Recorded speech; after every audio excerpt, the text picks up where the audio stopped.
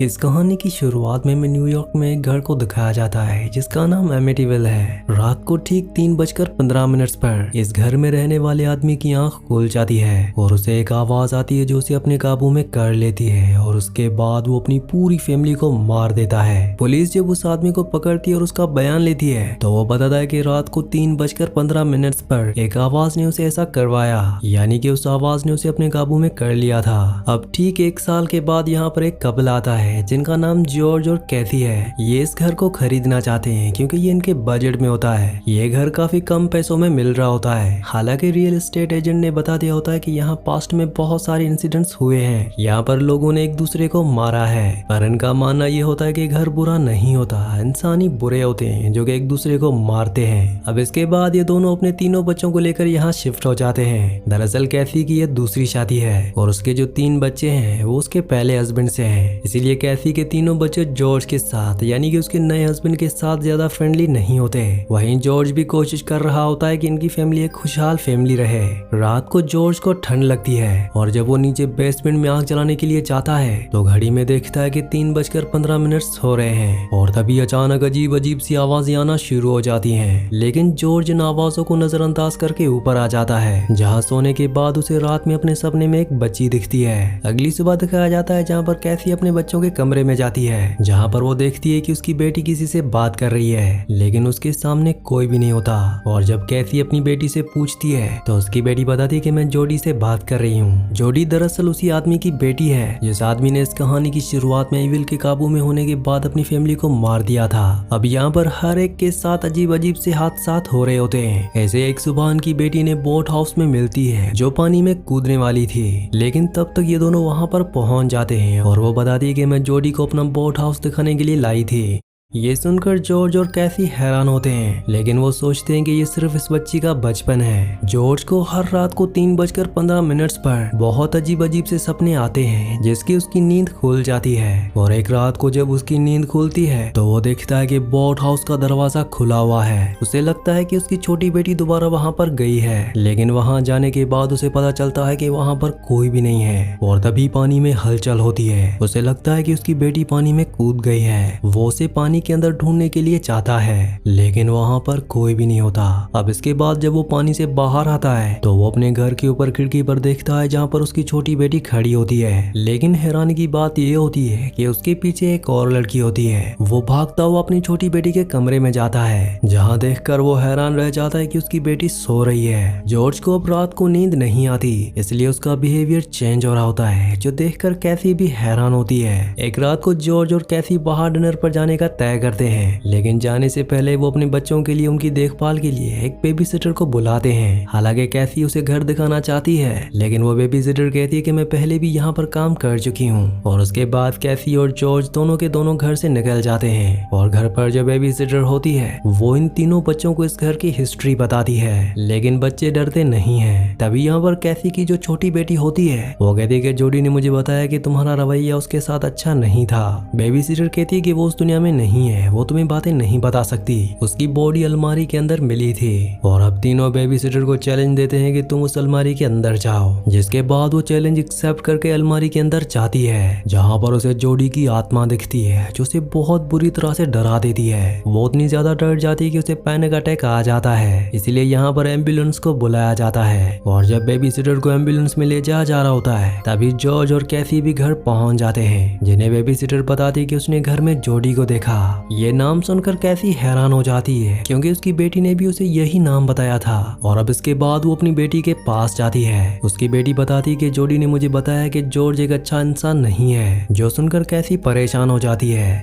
अगली सुबह जॉर्ज को दिखाया जाता है जो बहुत एग्रेसिवली लकड़ियां काट रहा होता है। यहाँ पर कैथी के दोनों बेटे होते हैं और वो उन्हें लकड़ियां रखने के लिए कहता है। जॉर्ज ने बहुत ज्यादा लकड़ियां काट ली होती हैं, इसलिए कैथी के बेटे को लकड़ियां रखते रखते रात हो जाती है, जो देखकर कैथी को बिल्कुल भी अच्छा नहीं लगता। इसके बाद जॉर्ज जब नहाने के लिए जाता है और बाथटब में लेटा होता है तभी कोई उसे पकड़ लेता है। वो बाहर निकलने के लिए चिल्लाता है, तब वहाँ पर कैथी आ जाती है। कैथी देखती है कि वहाँ पर सब कुछ नॉर्मल है, पर जॉर्ज जॉर्ज चिल्ला रहा होता है। इसलिए अगले दिन उसे साइकियाट्रिस्ट के पास ले जाया जाता है, जो उसके पूरे दिमाग का चेकअप करता है। लेकिन उसकी रिपोर्ट्स पूरी तरह से नॉर्मल आती हैं। और जब ये दोनों के दोनों घर वापस आते हैं तो ये देखते हैं कि इनकी बेटी घर के छत के ऊपर है, जो कूदने वाली है। कैथी अपनी बेटी को ऐसा करने से मना करती है और घर की छत पर जाती है। वो उसे पूछती है कि तुम यहाँ पर क्या कर रही हो। उसकी बेटी उसे बताती है कि जोडी ने मुझे कहा है कि अगर मैं उसके साथ गई, उसका कहना माना, तो मैं अपने असली डैड से मिल पाऊंगी। जिसके बाद वो ऊपर से कूद जाती है, लेकिन नीचे जॉर्ज होता है जो उसे पकड़ लेता है। जॉर्ज को भी यहाँ पर सब कुछ अजीब लग रहा होता है। वो कहता है कि तुम्हारी पूरी फैमिली पागल है, इसलिए मैं नीचे बेसमेंट में रहने के लिए चाह रहा हूँ। और वो अपना सारा सामान लेकर नीचे बेसमेंट में चला जाता है। वहीं कैथी को यकीन हो चुका है कि इस घर में कुछ ना कुछ गड़बड़ है, इसलिए वो चर्च के एक फादर के पास जाती है और उन्हें बताती है कि उनके साथ उनके घर में क्या क्या हो रहा है। फादर ये सुनकर हैरान हो जाते हैं और उसे बताते हैं कि ठीक है, 1 साल पहले इसी तरह का केस मेरे पास आया था। कैथी पूछती है कि क्या ये केस एमेटिविल का था। वो कहते हैं कि हाँ। कैथी बताती है कि मैं अपनी फैमिली के साथ उसी घर में रह रही हूँ। वहीं दूसरी तरफ जॉर्ज को दिखाया जाता है, जिसका बिहेवियर बहुत ज्यादा बदल चुका है। वो बहुत गुस्से में रहता है। वो कैथी के बेटे को बहुत डांटता भी है। और रात को जब वो नीचे बेसमेंट में सो रहा होता है, तभी वो अपनी फैमिली के वीडियोस देखता है, जिसमें वो कैथी के बेटे को एक शैतान के रूप में देखता है। जिसके बाद वो सो जाता है और ठीक रात को 3:15 पर उसकी आंख खुलती है। उसे एक शैतानी आवाज आती है जो उसे कहती है कि सबको मार दो।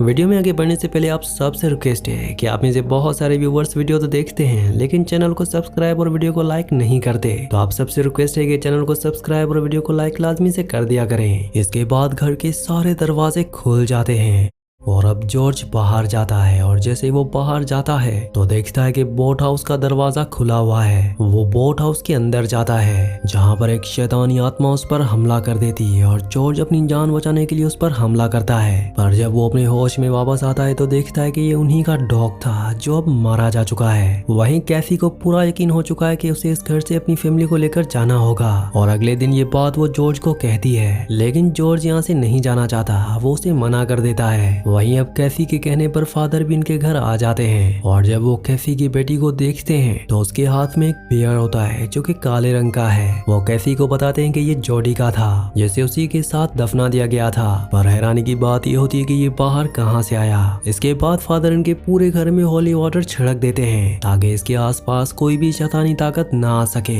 लेकिन होली वाटर डालते ही वो अपने आप स्टीम बनकर उड़ जाता है और तभी मक्खियां फादर के ऊपर हमला कर देती हैं। यहाँ पर एक आवाज भी आती है जो फादर को यहाँ से जाने के लिए कहती है। फादर बहुत ज्यादा डर जाते हैं और अपनी गाड़ी में बैठकर यहाँ से निकल जाते हैं। वहीं रात को जॉर्ज की आंख एक बार फिर से 3:15 पर खुल जाती है और उसे शैतानी आवाज आती है जो सबको मारने के लिए कह रही होती है। जॉर्ज किसी तरह से बाहर जाता है और बाहर वो घूम रहा होता है। कैथी भी उसे देख लेती है। कैथी को पता है कि यहाँ पर कोई ना कोई राज है जिसके बारे में उसे पता करना होगा। इसलिए इस घर से यानी कि एमिटीविल से जितनी भी जुड़ी हुई न्यूज होती है वो उन सबको पढ़ती है। जैसे उसे पता चलता है कि पिछली फैमिली में जो आदमी था उसे भी इसी तरह से आवाजें आती थी और 28 दिनों के बाद शैतानी ताकतों के कब्जे में होने की वजह से उसने सबको खत्म कर दिया। यहाँ पर उसे एक प्रीचर का नाम भी पता चलता है जो बुरी ताकतों की पूजा किया करता था और 1671 में उसने इस घर को बनाया था। और उस कल्ट प्रीचर ने कुछ ऐसा किया था जिसकी वजह से उसकी आत्मा हमेशा के लिए इस घर में कैद हो गई। वहीं दूसरी तरफ हमें जॉर्ज को दिखाया जाता है जिससे अब लगातार वो आवाजें आ रही होती हैं। बेसमेंट पर एक लकड़ी की दीवार होती है जिसके पीछे से कई बार उसे आवाज आती है और अब जॉर्ज उस लकड़ी की दीवार को तोड़कर अंदर चला जाता है। यहाँ पर वो सीक्रेट जगह होती है जहाँ पर वो कल्ट प्रीचर कई साल पहले लोगों के ऊपर जुल्म किया करता था, जहाँ पर उसने अपनी आत्मा को कैद कर लिया था। और यहाँ जॉर्ज को उसकी आत्मा भी दिखती है, जिसे देखने के बाद जॉर्ज पूरी तरह से उसके काबू में आ जाता है।